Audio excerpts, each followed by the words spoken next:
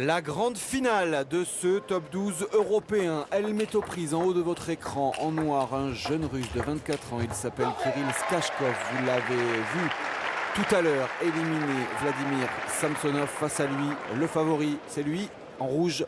Il est allemand, numéro 10 mondial en pleine progression. Dmitri Ovtcharov qui mène déjà dans cette finale 1-0. Premier set remporté 11 points à 6 assez facilement de la part de Dmitri Ovtcharov. Christian, il est évidemment grand favori de cette finale par le classement et par le niveau de jeu aussi qu'il nous propose depuis quelques mois maintenant. Mais attention, parce que Skachkov, depuis ce week-end, depuis le début de ce top 12, il a montré des dispositions très intéressantes. Oui, il a effectivement fait un très bon tournoi jusqu'à maintenant. Alors la difficulté quand même pour lui lors de cette finale, ça va être de trouver un service qui gêne un petit peu plus Dmitri Ovtcharov que lors du premier set. Parce que c'est vrai que pour l'instant, sur ce service pioche qui a si bien marché en demi-finale face à Samsonov, pour l'instant ça ne lui a pas apporté énormément de points faciles. Il faut peut-être qu'il change complètement de service Skachkov pour avoir un peu plus de solutions face à Ovtcharov qui pour l'instant a déroulé tranquillement et qui a montré effectivement lui depuis le début du top 12 qu'il était en forme et qu'il avait aujourd'hui retrouvé plus que retrouvé même je dirais le niveau de jeu qui était le sien il y a 2 saisons maintenant, parce que je trouve que en plus d'être régulier et d'avoir un jeu très original et qui n'appartient qu'à lui bien sûr, il est capable de jouer un petit peu plus vite et un peu plus fort que par le passé, donc ça lui procure quelquefois des gains de points un peu plus faciles. On voit, il a pris un peu de caisse. Oui, on sent qu'il a travaillé physiquement et qu'il cherche absolument, une fois que l'échange est parti, à l'abréger un petit peu plus souvent. Alors ça nécessite non pas forcément qu'il soit plus près de la table, parce qu'il est capable de jouer fort et vite en étant assez loin. Mais ça nécessite surtout d'avoir une fréquence plus importante au niveau du bras, d'être capable d'enchaîner les coups plus rapidement. Et il le fait de mieux en mieux, Ovtcharov. Et on le disait tout à l'heure, c'est pas pour rien qu'il occupe maintenant le 10e rang mondial. En quête de sa meilleure performance individuelle. Il lui manque ce petit titre qui pourrait définitivement lancer sa carrière et cette accession au top 10 mondial. Il a été médaillé d'argent olympique avec l'équipe d'Allemagne à Pékin. Il a été champion d'Europe par équipe à Stuttgart en 2009. Quart de finale seulement en simple au dernier championnat d'Europe en Pologne. C'était une petite déception pour Dmitri Ovtcharov, lui qui donc n'a pour l'instant comme référence qu'un titre de champion d'Europe junior. C'était en 2005. Depuis bien sûr il a bien grandi, Dmitri Ovtcharov, mais c'est vrai qu'un petit titre en plus au niveau de la tête, et puis avec les échéances qui viennent, avec les par équipe, les mondes par équipe en Allemagne fin mars, ça pourrait lui faire beaucoup de bien aussi. Oui, c'est certain. Oui. Et puis, pas oublier non plus que malgré la valeur de cette équipe, il n'y a que Timo Boll jusqu'à maintenant, côté allemand, qui a remporté le top 12. Ouais. On en parlait tout à l'heure c'est vrai. Du côté français qui avait remporté. Il n'y a que Timo Boll côté allemand aussi. Et quand on connaît la richesse du ping allemand, c'est quelque part surprenant. Mais voilà, c'est en tout cas, les résultats ne trompent pas. Et donc pour Ovtcharov, ça serait effectivement important de mettre son nom au palmarès de cette épreuve et d'être ainsi le 2e joueur allemand à remporter cette épreuve. Oui, parce que même Roscoff, il ne l'a jamais gagné. Non. Ce qui est surprenant aussi, mais... Il a remporté 5 fois, je crois, Timo Boll. Ce qui est pas mal. Et le tenant du titre, d'ailleurs, c'est pas Timo Boll de ce top 12. Non, c'est Kalinikos Kreanga. Voilà, qui avait fait un parcours remarquable la saison dernière en Belgique. Ouais, à Liège.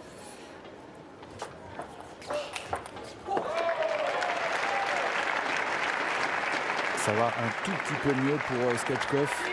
Et là, on le voit, c'est dû à ce service-là encore, pioche, qui avait été bien placé là, milieu de table.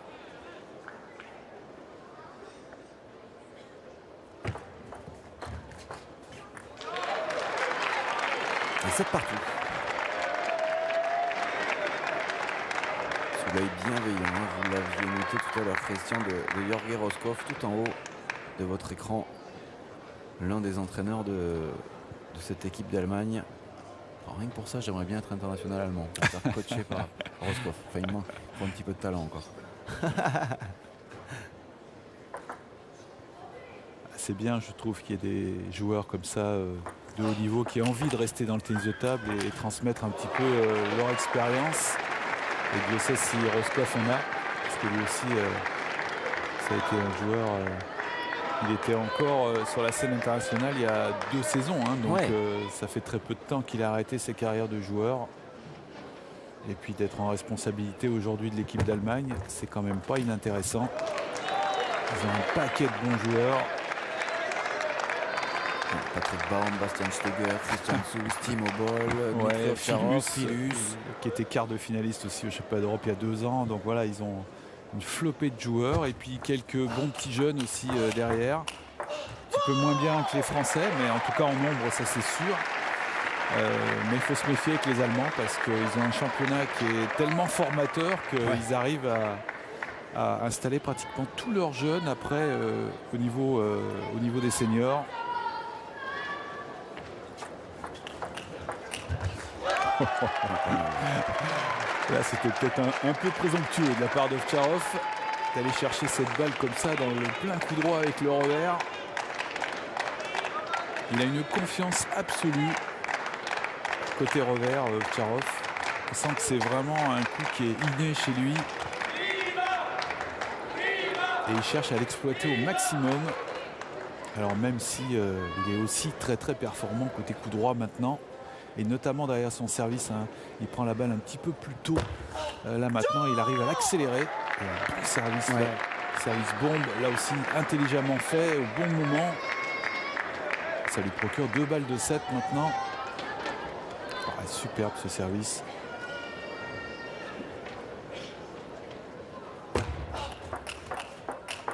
Oh là. Il est solide.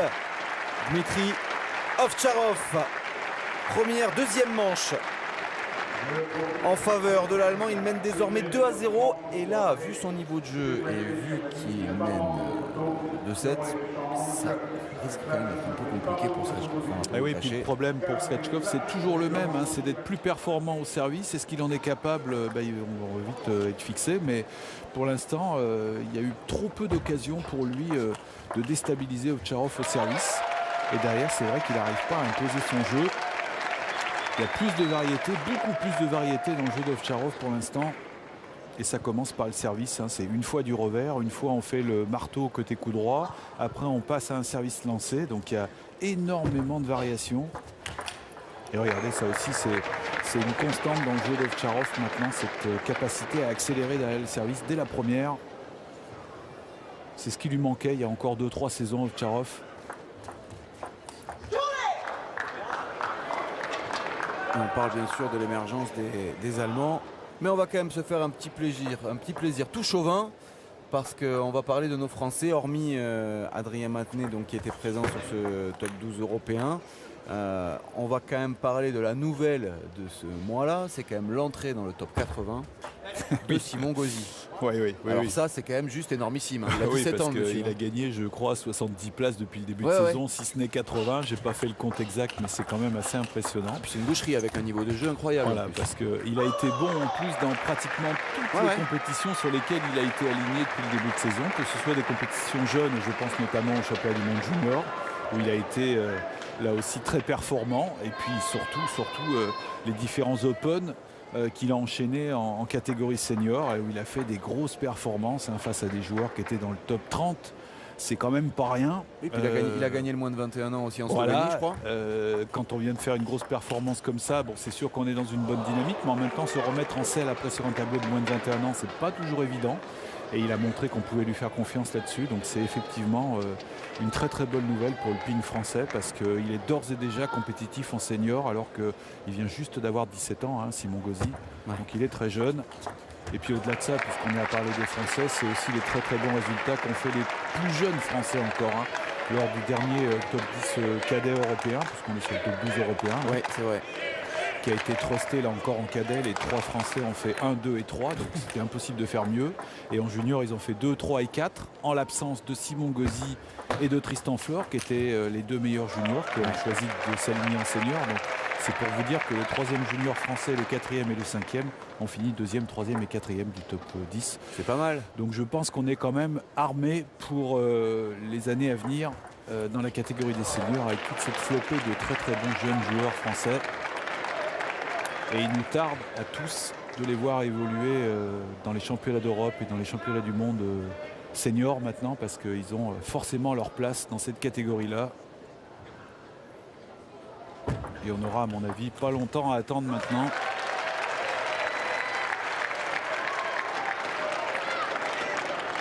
Skachkov, quant à lui, il essaye de trouver des solutions. Il se fait violence pour essayer de changer un petit peu les placements. Mais c'est quand même compliqué. Un petit peu long le service d'Ovtcharov là.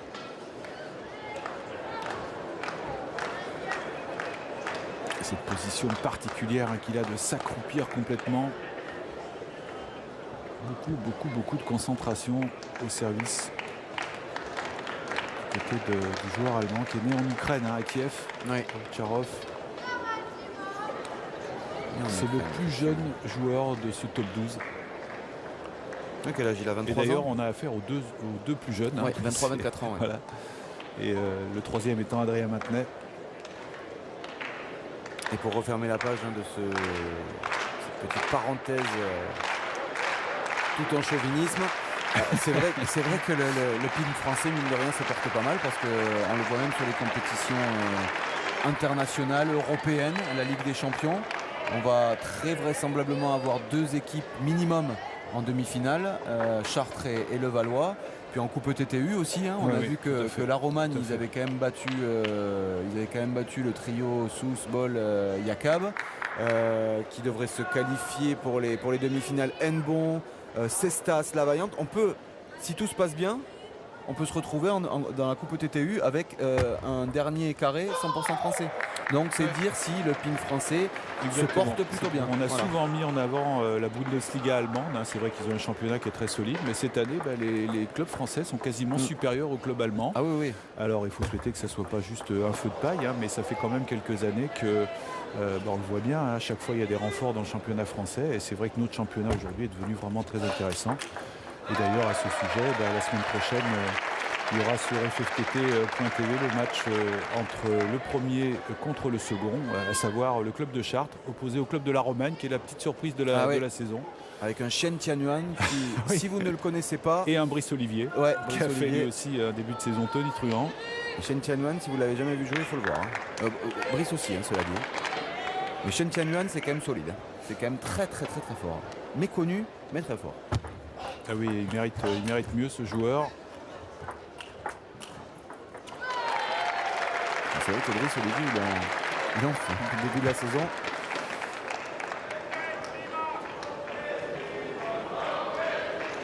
« 7-6 en faveur de Dmitri Ovtcharov dans cette 3e manche. » Skachkov qui se doit de se faire un petit peu violence sur le premier démarrage pour essayer d'éloigner son adversaire de la table, parce que là, Ovtcharov distribue le jeu à merveille. Il va vite avec les jambes aussi, Dmitri Ovtcharov. Ah oui, ça, des fois, on le répète peut-être pas suffisamment, mais c'est devenu, ça l'a toujours été, mais encore plus aujourd'hui qu'hier. Les déplacements sont une arme technique essentielle. Et c'est quelque chose qu'il faut travailler pratiquement tout le temps à l'entraînement, dans tous les exercices que l'on met en place. Même quand on travaille un aspect technique au niveau de la main, on fait en sorte qu'il y ait toujours un minimum de déplacement pour solliciter sans arrêt les jambes.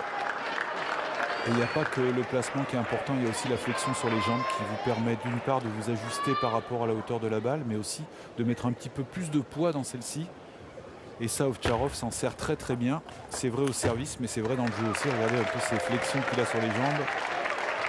Et puis on a aussi quelques merveilles du côté de la Chine. Hein. Quand on va jouer Maline par exemple, qui est pourtant pas un grand gabarit. Hein. Il est tout le temps en squat sur les jambes.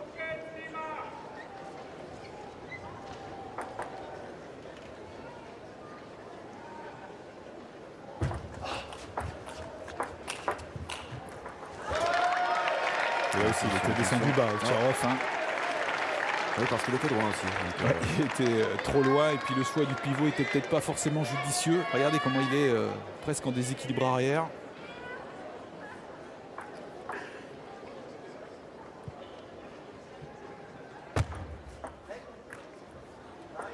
encore, il change de service toujours au bon moment. Sur les fins de set comme ça. Ouais, 9 partout, il s'accroche, Kashkov. Mais il a raison, Charles, de continuer à prendre des risques au service, de tenter un service rapide de temps en temps. Ça n'a pas été payant sur le dernier point, mais ça met quand même l'adversaire en position d'insécurité. Et c'est là où Skachkov doit absolument aller chercher les points.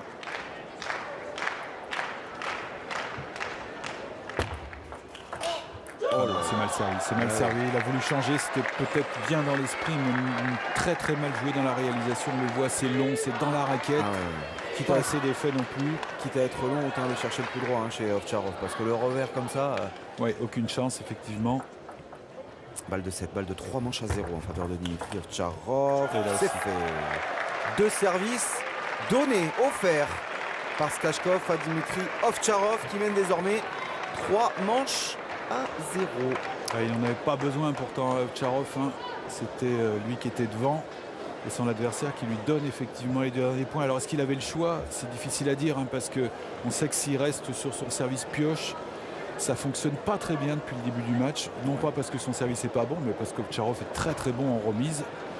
Et donc il a essayé de servir lancé pour proposer une autre adaptation à l'adversaire. Malheureusement pour lui, le service était trop facile, trop dans la raquette, on l'a dit. Alors que les services d'Ovtcharov, on le voit au ralenti, sont toujours aussi efficaces. Regardez, la balle monte là derrière, c'est facile d'accélérer. Le début de la 4e manche, Dmitri Ovtcharov mène 3 manches à 0 face à Kirill Skachkov, qui montre un petit peu ici ses limites, ou qui montre en tout cas que Dmitri Ovtcharov est un ton, au moins un ton au-dessus. Oui, il y a plus de variété, hein, on le signalait lors du 2e set, on sent il y a plus de solutions tactiques parce qu'il y a plus d'armes techniques tout simplement, quoi. Et on voit qu'effectivement Skachkov, sur des joueurs 15-20 places devant lui, il lui manque quelques ingrédients et notamment déjà un petit peu plus de variété au service. Parce que si on veut bousculer l'adversaire, il faut déjà le mettre en position un peu instable au service et c'est pas toujours le cas avec Skachkov depuis le début de la finale, même si ça a été un domaine qui a été très bon pour lui en demi-finale, mais là ça marche pas. Alors il est pas loin derrière, hein, parce qu'on le voit, hein, par le premier set gagné facilement par Ovtcharov. Derrière, les 2 autres sets ont été très serrés, à chaque fois 9. Bon, là ça commence à sentir la valise quand même. 5-0 en tourne, c'est la belle, non je dis n'importe quoi.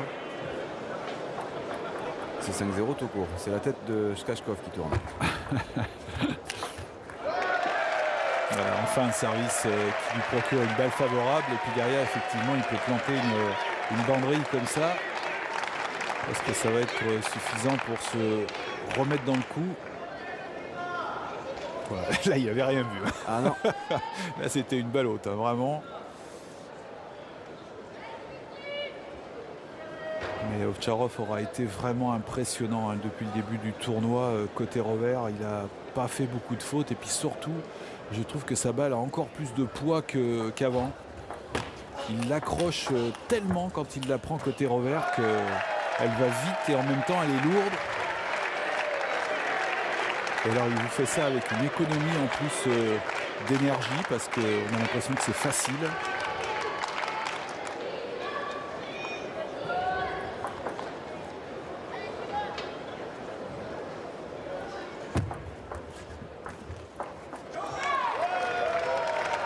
Il revient bien avec Skachkov là, 3 points d'affilée, plutôt bien joué. Alors là avec un petit peu de réussite bien sûr, mais cette remise courte était bien réalisée quand même. Il a encore cette sécurité en revers, hein, que ce soit en remise ou dans le jeu.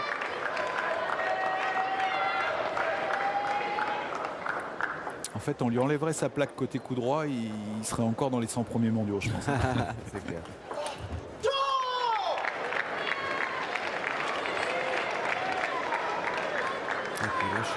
Il reste concentré, Dmitri Ovtcharov. Ah, il le veut ce titre, vraiment on le sent, mais depuis le premier point du premier match, hein, qu'il a disputé le samedi, il était complètement dans le coup. Il l'avait d'ailleurs annoncé à presque tous les journalistes qui étaient présents à Villeurbanne, hein, Il voulait gagner. Alors après, il peut y avoir un vrai décalage entre l'ambition de départ et la réalisation après, mais lui, il a été vraiment impressionnant depuis le début. Et en haut, si vous êtes attentif, à côté de Jorge Roscoff, Hubert Guerrier. C'est à l'affût. Ouais, qui nous a régalé encore avec ses up-tuping pendant la durée de ce top 12.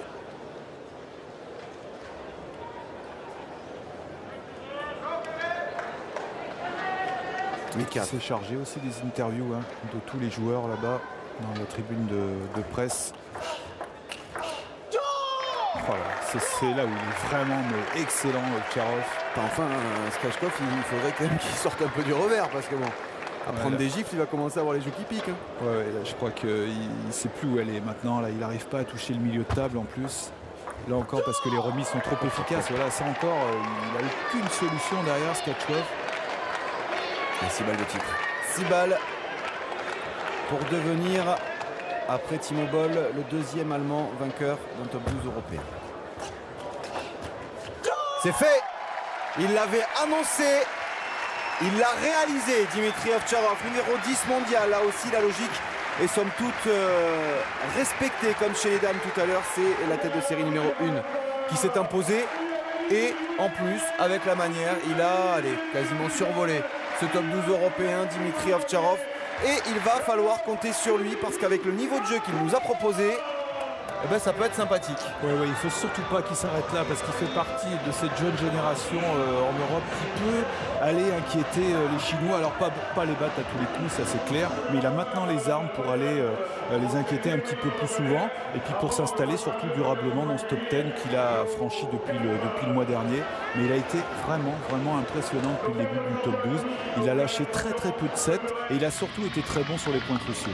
Heureux Dimitri Ovtcharov, heureux et récompensé donc vainqueur de ce top 12 européen qui avait lieu en France, je vous le rappelle, à Villeurbanne, une très belle organisation. D'ailleurs, c'est à souligner. Merci à vous, en tout cas, de nous avoir suivis. Et c'est sur ces belles images, ces belles loupes que l'on va se quitter en se disant à très vite, d'abord. Parce que jusqu'à la fin de l'année 2012, on va se retrouver très souvent avec le tennis de table, la Ligue des Champions, les championnats d'Europe. C'est chez nous, ce sera à suivre sur l'antenne de Sport Plus. Merci Christian d'avoir été avec nous. Et on se retrouve très bientôt sur les antennes du groupe Canal. Une très belle soirée à vous. Salut. Salut à tous.